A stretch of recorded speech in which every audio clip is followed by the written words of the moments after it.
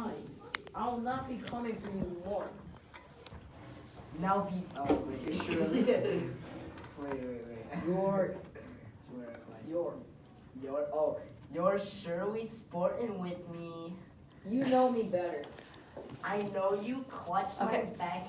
I'm sorry, this is about the sexiest paragraph in this play. Oh, I'll read a real sexy. I know you clutched my back. Come on. I know you clutched my back behind your house and sweated. Bye. Sweated like a Stallion. No. Stallion. Don't get me sick. The word is stallion. No.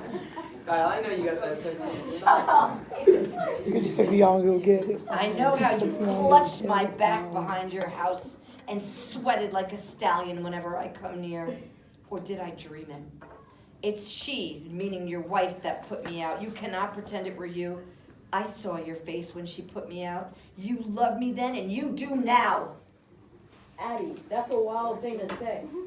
A wild thing may say wild things, but not so wild, I think.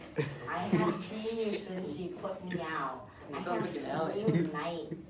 I have hardly stepped out of my farm this 7 months. I have a sense for heart, John. It's Keith. And yours was drawn to my window. And I see you looking up, burning in your loneliness. Did you tell me you would never look up at my window? Have you sucked on a helium balloon? I'm trying to be sexy with Savant. No!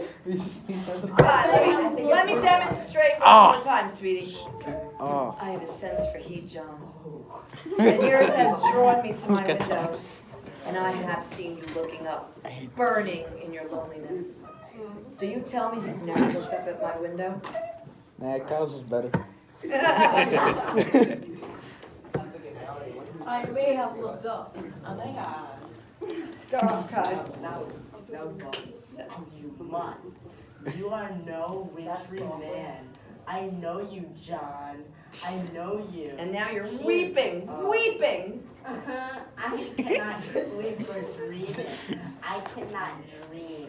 But I wake and walk about the house as though I find you coming through some door. And she clutches him desperately, but he pushes her away. But he pushes her away with sympathy, but firmly. Child! Now you're pissed. Wait, I'm pissed? Yeah. How do you call me a child? I don't see that. Oh, how do you call me a child? Abby, I may think of you softly from time to time, but I will cut off my hand before I ever reach you again. Wipe it out of your mind. We never touched, Abby. But we did. But we did not. Oh. With bitter anger. Oh, I marvel how such a strong man may let such a sickly wife be. Now you're really mad. You'll speak nothing of Elizabeth. Good. She's blackening my name in the village. She is telling lies about me. She is Sounds like you, cold, Thomas. sniveling woman, and you bend to her. Let me turn you like a... Now you shake her. Do you look for whipping? But suddenly the religious song, the psalm, is heard being sung below. And Abigail begged for it now. Beg him for it. I can't. I look for John Proctor.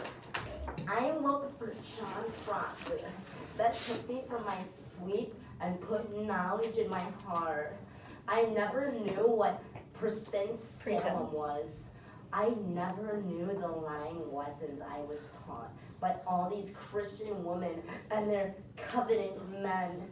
And now you bid me tear the light out of my eyes. I will not. I cannot. You love me, John Proctor. What sin it is. And he turns to leave, but she rushes to him and she holds him and she yells out, John, pity me. Pity me. So let me just, remember I told you how you're not supposed to enjoy sex in this time period? What she's saying is, look, I want that guy who woke me up out of my sleep and put knowledge in my heart. I didn't know those Christian women and their covenanted men were lying when they said it wasn't meant for pleasure, and now you want me to rip that information out of my eyes? No, you love me, and whatever sin it is, you love me yet. And he turns to leave because this is getting too hot for comfort. And she goes, oh, pity me, and she throws herself at him. But suddenly, Betty sits up, because she's still in the room, covers her ears, and starts screaming. Abigail. Betty! Betty, she hurries. No, you don't read that word. She hurries over to Betty, who's sitting up screaming. Proctor goes over to Betty as Abigail is trying to pull her hands down, yelling, Betty, Betty! What she's doing? Girl, that ails you. Stop that wailing. And the singing stopped, and now everybody's running upstairs because they hear the screaming.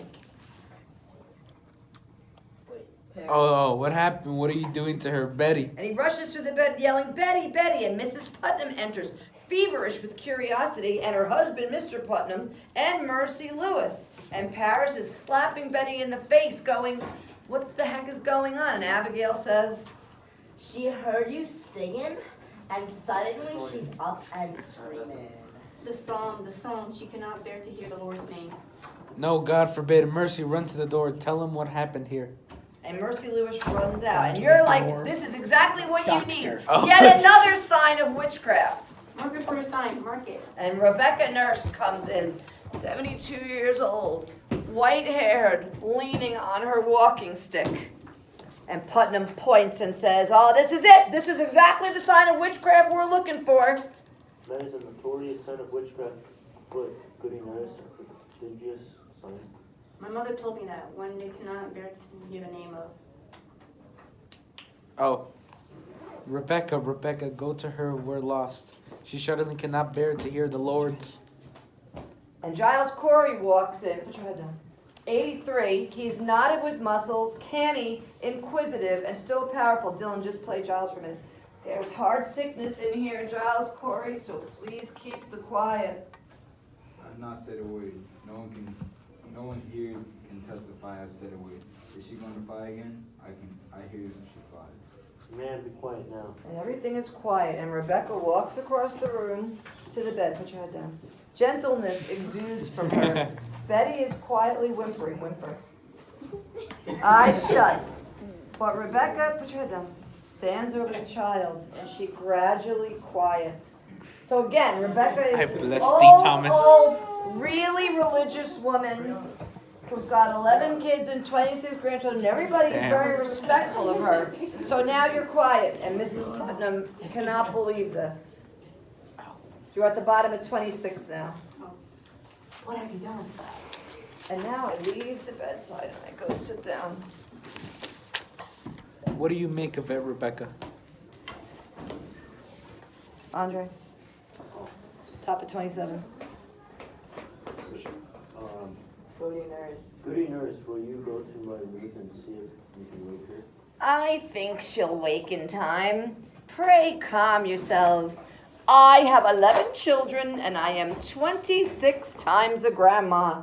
And I have seen them through all their silly seasons. And when it come on them, they will run the devil bow-legged keeping up with their mischief. I think she'll wake when she tires of it. A child's spirit is like a child. You can never catch it by running after it. You must stand still, and for love, it will soon itself come back. Aye, that's the truth of it, Rebecca.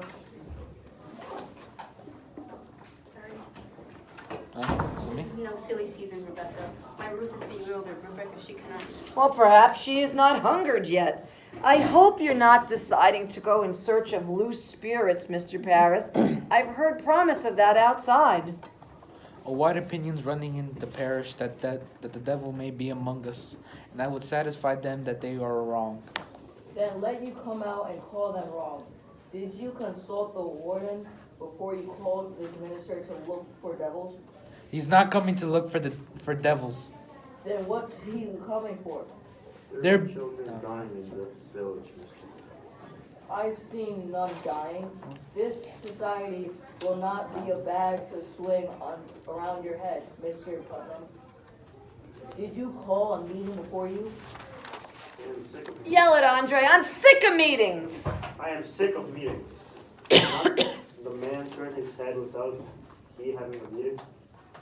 He may turn his head, but not to hell. Pray, John. John, that's Proctor's name. Be calm. Mr. Paris, I think you better send that Reverend Hale back as soon as he comes. This is going to set us all arguing again in this society. And we thought we would have peace this year.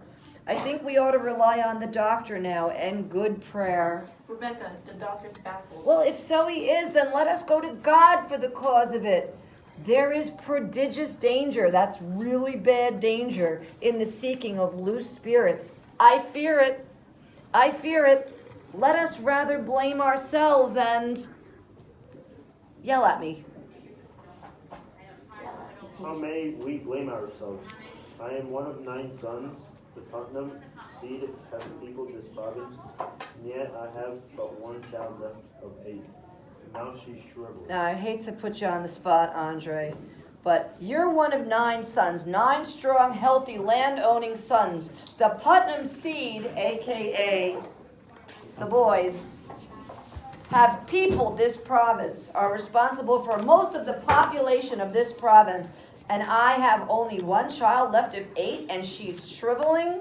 So basically you're saying, it ain't my seed, you know what I'm saying? Without me having to say it. It ain't me. It's got to be witchcraft because I am a strong man and I come from strong men and I should be making strong children. So it ain't my boys. It must be witchcraft. Does that make sense to everyone without me having to get too technical biologically? I cannot fathom that. But I must. You think it's God's word, you should never lose a child, nor a grandchild either, and I bear it all but one. Get mad at me. There are wheels within wheels in this building, fires within fires.